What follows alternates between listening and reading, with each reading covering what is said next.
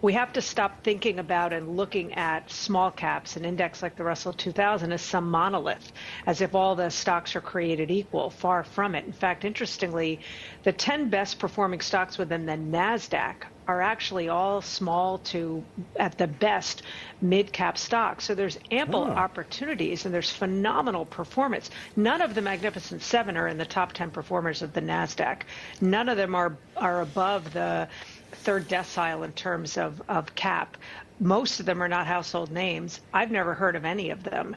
So we have to understand that there are opportunities down the cap spectrum, and we shouldn't look at an index like the Russell 2000 in a monolithic ways, taking a fundamental approach, looking for those non-zombie companies, profitable companies, et cetera, can yield benefits. We're so in the mindset of the Magnificent Seven. They're not the best performers in the market. They're the largest contributors to cap-weighted index performance because of the multiplier of their cap size, not their price performance. That's interesting. NVIDIA excluded, of course.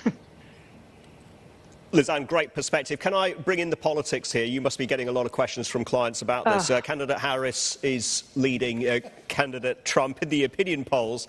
So do we call time on the Trump trade? And is it time to talk about a Harris trade focused on the cost of living crisis, focused on supporting consumers, families and workers on the lower income cohort? Yeah, which you is apparently can budgeted call it for, whatever and you which we're given to you can understand call it will whatever not you want. aggravate the deficit.